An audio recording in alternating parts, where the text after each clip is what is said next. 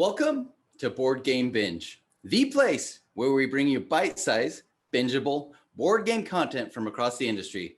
I'm Mike Bruner, and today I'm your host because we got two very special guests today. One is the familiar face, the other has his same name, but a different James.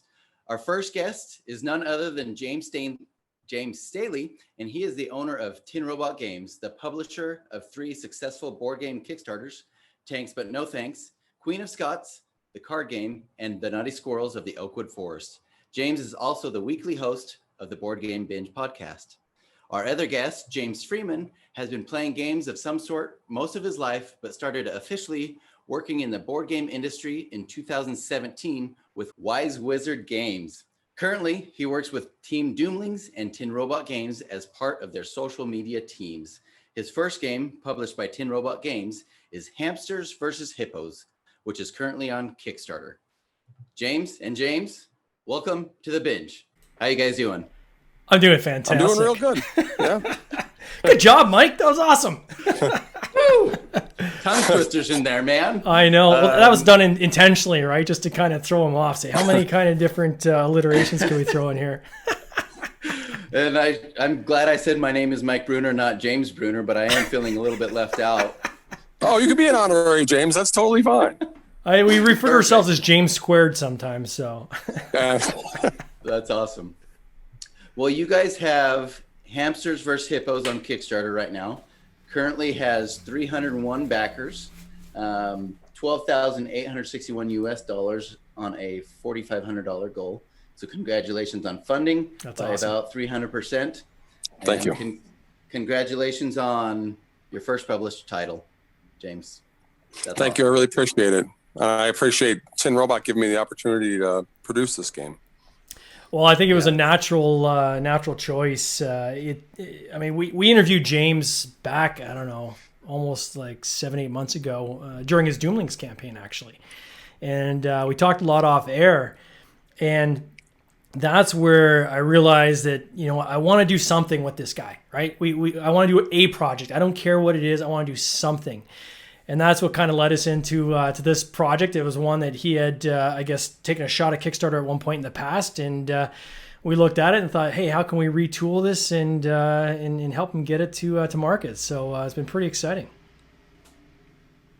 Yeah, one of the things I think you learn with your first game design is that it takes a lot to get it to market. More than just designing a cool game, there's a whole lot of other work that you have to do. And so getting it to a point where it's funded on Kickstarter and going to be published, I think that's a huge step in your game design career, with many more titles to come, I'm sure. Yeah, I hope so. I think the thing you learn is when you start playing games and then you feel like you want to make something, you always feel like, oh, I got this, because you've just been a gamer. You have no idea how much work it is to design. So I just put something up and it didn't do anything. And I'm like, oh, that's not how it works at all. So then I just took a step. I stopped for a while. And then once I met James, I got the itch again and I started working on stuff again. Yeah, that's awesome. And so I guess let's introduce the audience to the game a little bit. If we want to go to the campaign page, Hamsters versus Hippos. The little bit that I know, it's a 2 to 6 player game with a solo mode for ages 8 and up. Plays 15 to 30 minutes. It's a lotus gathering tile flipping game where you try to avoid the hippos, and it also looked like you also don't want to get like cornered or lose available spots to hop on, right? Yeah, that's a great description. James, you want to kind of take it from there, or?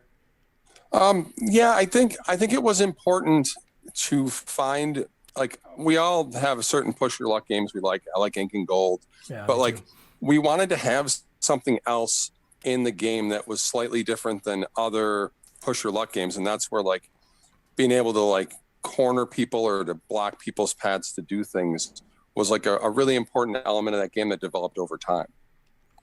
Yeah, I want to address one thing on the ages specifically.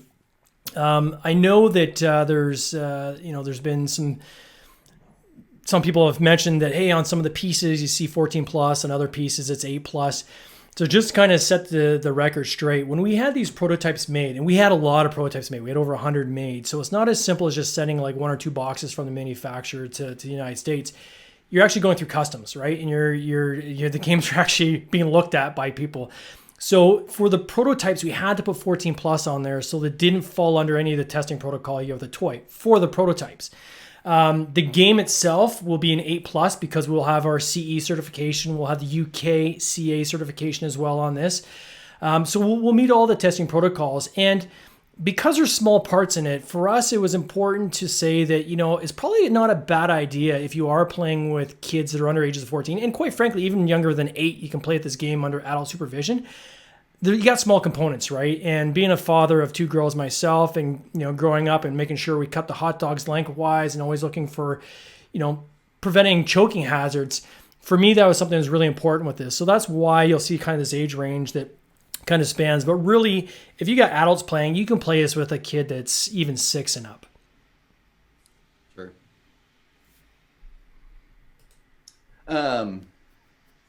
Well, James, tell us more about the game as James scrolls. Which one, Freeman? Yeah, yeah, Freeman, one? The designer. I've heard enough of you, Staley. It was a long process. Like, again, I didn't realize to get from point A to point B how much brainstorming there was going to be, and things that worked and things that didn't, and things that we pulled out. And I thought it was really important to have a solo mode because obviously with the pandemic, you see so many more people playing solo. And the thing I like that 10 Robot does is they don't necessarily make the solo mode a copycat of the game. They want to have it be a little different than the standard way that the game plays. And I really like that. Yeah, that's a good point. And it's kind of more of a philosophy, right? That, there's so many times you'll see games where it's kind of just like a slap on at the end. Oh yeah, we got a solo mode. And it's just like, here's like a way of playing the same game and pretending, and you're playing on behalf of other players in the game. So it's kind of the same game, but you're just playing for the other players. And for me, one thing that I've really focused on, especially since we did Nice Girls of the Oakwood Forest, is can we create a solo game using the same components in the box, right? So that's the starting point. So when we are in game development mode, it's really important that if we create a solo game, it's actually a solo game, right? It's meant, the game is actually meant to be solo. So in this case, although there's some similarities where, yes, you're trying to gather Lotus points and you're pressing your luck, there's this added kind of component of almost like a puzzle mechanic to the game that, you're trying to figure out, how do I kind of position these hamsters? Because there are certain rules. Hamsters can't be in adjacent tiles. You can only move one. You can't move the same hamster twice in a row.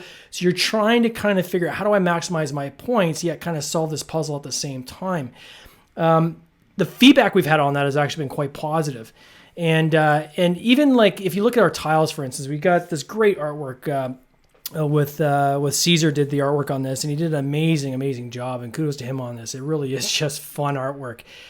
But the tiles we had, we create them in a way that they're very intuitive when you look at the tiles. So there's no writing on it. There's no iconography. That allows us to do this game in multiple languages. In fact, this game will be in 6 different languages. But it also allows us to repurpose tiles within that same kind of discussion point of, multiplayer versus solo point. So we've actually got 3 tiles where the function of those tiles is completely different if you're playing in a solo mode. Very cool. Very cool. And 2 to 6 players. I love it when I see games that go up to 6 players, because there's many games that go up to 4, and then you have that other couple show up or another player show up, and you're like, okay, now what do we play? Does the game change when you have 2 players versus when you have 6 players versus when you have 4 players, or is there an optimal player count, or speak to that a little bit?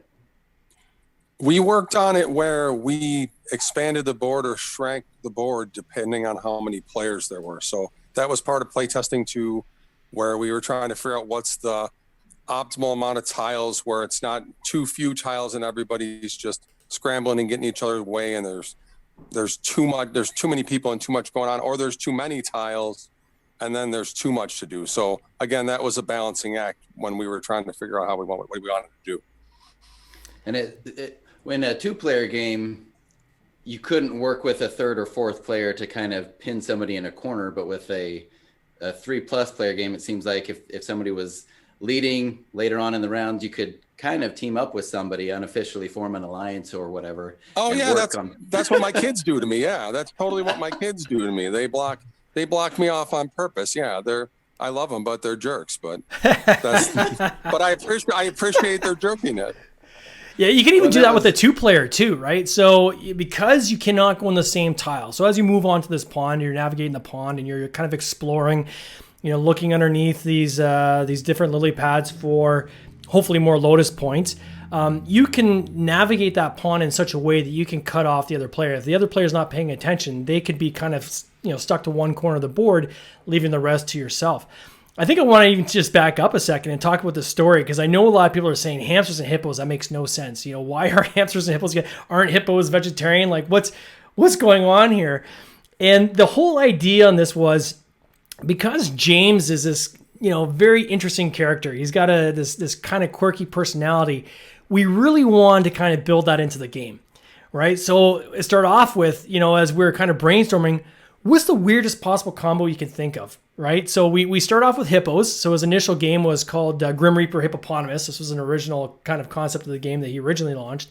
So we liked the hippo idea, but what could we kind of, pair up with hippos? Is it bunnies and you see the ears hanging out of their mouth or different? So we finally landed on hamsters. And then the idea was that this has come from this kind of weird dream he had where these hamsters are trying to escape the zoo. They get out of their cage. They're making a run for it, and along the way, they happen to see this pond that's got these lily flowers, these lotus flowers in it, and that's like a currency in Hamsterland. It's like worth gold, right? And so as they're trying to go and explore, that also happens to be where the zoo keeps their hippos. And in this particular zoo, the hippos just seem to like to snack on hamsters. So that was kind of the genesis of this weird kind of matchup of hamsters versus hippos. Obviously, you have the alliteration of the double H, which also helps with marketing, but that's kind of how that story kind of evolved, which was pretty cool. Yeah, I couldn't imagine that somebody was like, okay, hamsters and hippos is the theme. Now I need to work on the mechanics. That would be interesting, actually. That would be pretty funny. Yeah, pick 2 random things out of a hat and make a game. But no, I think it's a fun theme. I think you guys are doing great on Kickstarter. I think this game will do great in retail because the retail market seems to like silly themes like this, and so I think it'll even go even bigger and better in the retail market. Yeah, we're and not to cut them off, but I just want to throw this in there really quickly. We've been in Tin Robot Games. This has been just recently became a vendor to Indigo Canada with their online sales as well as Walmart. So in part of those presentations over the past year, we've been presenting some of these concepts to them to say, are these the kind of things you're looking for? And the answer has been yes. This is clearly, and I'd say unapologetically, a casual game, right? It's a lightweight game. It's meant for game night where you have non-gamers coming. You want something that's not too heavy that you can pull out and play with other people so other people aren't intimidated. It's a great warm-up game. One reviewer was talking the other day saying, that when, he pulls out a game and it kind of sucks when they start off with a heavy game and then that just takes up the whole night and they never really had a chance to play another game. Other people arriving and so forth. So this is kind of the gateway game that we wanted to create. And the feedback we've had from, we've got MOB Vanguard, who's our licensing agent, as well as these retailers. They are all looking for these types of games. So that was a lot of the kind of the drive behind why we knew this was right for this particular time. Sorry to cut you off, Mike. No, that's perfect. What I was going to ask next is, how did this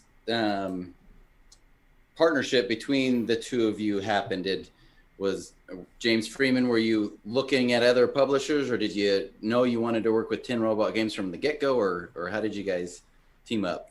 Look, I gotta be honest. I had no idea this was going to happen. Like I did the interview with James, and he was like, "Hey, do you have?" After we got off the air for the interview, he's like, "Do you have any games?" I'm like, "Yeah," and they're all terrible. And he's like, and he goes, "Well, they can't all be bad. Let me just see one, and we'll see what happens." And I'm like, "All right, I think this is the one with the most promise." And he's like, "All right, maybe I'll get back to you. Maybe I won't." I'm like, "Yeah, that's fine." And like the next day, I have an email. He's like, I worked on it for 2 hours. I think we got something here. Yeah. And I was like, all right, I guessed I'm in. Yeah, I want to give actually a shout out to my brother and design partner, Adam Staley, as well. His name is mentioned quite frequently. He's more in he operates in the shadows, but he really is my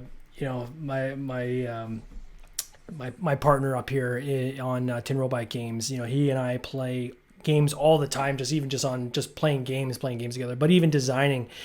And when he and I talked about this, James, and we both saw the same thing, right? When we were talking about that night, we're like, there's something here. And I knew from a Tin Robot game standpoint, I wanted to get a press your luck game in our portfolio, right? So it fit the wheelhouse exactly what we're looking for. And we talked about this a lot on the podcast as well, with many of our guests, right? Is finding the games that fit your wheelhouse. And if you're a game publisher and you're doing, a casual game one day, and then you're doing a super heavy D&D dungeon crawler the next day, and then you're doing, some Euro the next day. I mean, you're all over the map, and there's nothing wrong with that, but you're having to rebuild your audience every single time. And, what we've kind of picked as our wheelhouse for Tin Robot Games, it doesn't mean I don't love playing medium weight games and heavier games, which I do. But in terms of what we choose to publish, they all kind of have to fit within that same wheelhouse. And this game fit very, very well with what we were looking for at the right time. So for me, it was a pretty easy decision on the game. And then just James himself is a really great guy. He's well connected in the industry. He knows a lot of people. He's very humble, right? But he is loved by a lot of people. And it was really a pleasure to have him on the team. And it's been very collaborative. It's not one of these things of here's my title, let's talk in a couple months after it launches and after the Kickstarter is done. It's very much us talking on a daily basis of, okay, what else can we do? What do we need to adjust? And this process over the past year has just been wonderful. And, I'm glad to have, quite frankly, met James, and very serendipitous, right? We met on the podcast, and from there, that's how we got connected. Awesome. Now, similar topic, but more from the publisher side. So I'm going to grill you some more. Please, James grill Staley. away. I believe this is the first title from Tin Robot Games that you weren't the lead designer on. Yes. I may be misspeaking there. No, it's true. And so with that, how is this experience different than the other games that you've published? Because you've designed the other games, so You've got the final say on everything, really. But this one you've had to take more of a team approach, because I think a lot of our listeners have one or two Kickstarters under the belt, and they may be looking at, hey, how do I go about getting somebody else's design to publish under my company? First and last. No, I'm just kidding. Of course not. No, it's been great. Yeah, no, it's it's interesting because you're right. Every other title we've worked on, and still titles that we have coming over the next year, have exclusively been titles that Adam and I have worked on. So this is really the first one where we've taken someone else's game and said, okay, how can we retool it? What's been great about this relationship, and I think it's important for publishers or somebody looking to publish someone else's game, is to be upfront on expectations, right? So James and I spend a good week up front just talking about what are each other's expectations and making sure we are aligned on that, right? Before we it's like a marriage, right? Let's make sure that we're kind of compatible before we're going to, move forward with this child, right? And that's very much what this process was. So for me, one thing with Tin Robot Games, and it's not every publisher like this, for me, it's very important that we have the last say, right? That we have to have the last say. Not because we're trying to override people or anything like that, but because the amount of investment that goes into launching these kinds of games is not cheap, right? It's an investment. And so, we've got a lot of experience that we've gained over successive campaigns. We've got a lot of experience in selling to retailers and, in working the different channels around the globe. So we're going to know without sounding cocky, we're going to know better than the designer on how to integrate into that gaming network, right? So I think where the expectations, I think, was good on both sides is my expectation was also that James is going to be participative in this process. And so for me, I don't just want to take someone's game and run with it either, because that sucks as well, right? Because it's not something you created and you're kind of trying to raise someone else's kid. What you want to do is you want to have something where you're kind of co-parenting it, right? So, here's kind of, we're going to set the direction, right? And make sure we're all aligned in that direction. But we don't want to lose James's essence of that. And so for me, that was important. And I made sure, that was clear up front. And James, you remember this. I said, my expectations is 1,000% you're part of this process all the way through. Like, we have to have you be part of the process. If you can't be part of the process, it's not going to work. And thankfully he was part of the process, which I think got us to, we funded in 2.5 hours, which was, I think, our fastest funding yet. So it was great. It was great. And the times that you're not funded are the most stressful times. So as soon as you cross that hurdle, it's such a relief, and the project just gains more momentum, and you can talk more happily about life in general. So funding that quickly was awesome. I was there watching the first day, and it was exciting to see it fund so quickly. Yeah. So Mr. Freeman, yes, sir. You've got one game design under your belt now, and pretend that Mr. Staley's not here. So are you going to work with him again on your next design, or what's in the works for you?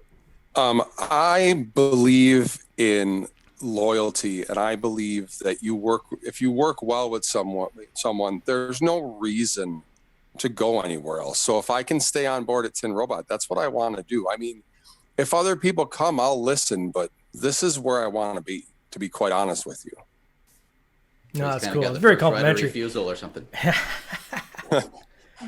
To add to that, though, I'd say that I think it goes even beyond just games, right? James has I'm going to sound like Liam Nielsen here, but a very particular set of skills, right? And, given how connected he is in the industry and how good he is at what he does, there's always going to be a role for him with us, in some capacity. He's a great guy to bounce ideas off as well, which I find is great, right? You need to have kind of that sounding board committee of people that will give you the straight truth, right? But are people that you have enough of a trusting relationship that it's not like, it's okay if they tell you something sucks, and you're not going to take it personally because you respect them, right? So I think it's great having him part of that team. Yeah, and even if some of his role is just playtesting the other Tin Robot Games titles, I think that, having more game designers playtest the game, they know kind of how to fix some things that aren't necessarily flowing exactly the way that they should. And they can speak the language, or they're generally more invested in making it the best game that it can possibly be. I love that even with the reviewers. I mean, we sent this out to a lot of reviewers, right? So we had, I think it's almost 80 copies went out to various reviewers, quite frankly, around the world. And they're very generous. We had a lot of great content coming back they were able to use on our page and so forth. But what really gets me excited is when I see something that I never thought of. Right? It's like, wow, that's actually a good idea. I think we're going to actually incorporate that. And it's something as simple as there was the one that was, I think it was Little Big Thumbs was doing a solo play. And to keep track of which meeple, because you can't move the same meeple twice. So to keep track of which one he had moved last, he would lay the meeple down. And then after he moved another one, he would then reset. So he uses a very clever way of actually tracking his progress. And that never even occurred to me, but you can be sure that that's going to be in the rule book with the final version. So it's kind of cool to see that, right? Yeah, that is cool. Fun to see everything work out just by observing other people play your game. Absolutely. So, Mr. Staley, yeah, because not to cause confusion between James, what's next for Tin Robot Games? What do you guys have in the works for after this campaign? 24 days from. Yeah, we've got. There's actually a lot in the pipeline. So, right now we're still monitoring the shipping of Nutty Squirrels of the Oakwood Forest. Mm-hmm. So that game finally was picked up at the manufacturing plant. It's on trucks on the way to port. Once we have confirmations it's physically on the water, we'll send another update on that. So really babysitting that this next month just to make sure it's getting to the distributors so we can get out to people for their pledges. People have been very patient with that and understanding, quite frankly, with a lot of the global upset in shipping, not just in rates, but even in terms of just speed, right? Things have slowed down everywhere, which has been difficult to deal with. But we've managed that. We've also launched a couple games that we didn't take to Kickstarter. They're going to go straight to retail. So we've got Rack Up, which is a hunting version of our Queen of Scots game, as well as Dirty Dragsters. You can see both those actually on the Kickstarter page at the bottom as add-ons. Dirty Dragsters is kind of almost like a war style POG kind of idea, playing the schoolyard where you're drag racing and each kid can collect their own car and keep it in their tin and bring it to the school and play against each other. So that's going straight to retail. That's being manufactured as we speak. Trying to get in before Christmas. It's going to be tight. And then our next Kickstarter, we're planning probably now we retool things a little bit. So we're looking at maybe February. We're going to launch a Take That Kickstarter campaign, which is going to be a double header. So it'll be our Tanks But No Thanks second edition, as well as Planting Evidence. The card game will be in that, which are both games where it's entirely just picking on people. So they're a good match for themselves. And so they'll both be in that Kickstarter campaign. So they'll be launching in February. And so are you and Adam the designer on those? Yeah, so Tanks But No Thanks was our first Kickstarter we ever launched, and so that was based on a game I made almost 24 years ago now, and launched it 3 years ago on Kickstarter. We've literally run out of inventory. We've been selling that around the world for the past few years, and so now we're going to run another campaign to do a second edition. And there's some cool things we're going to do with the board. It's going to be double-sided, so now we'll have the 3-player will be on one side, 2 and 4 play on the other.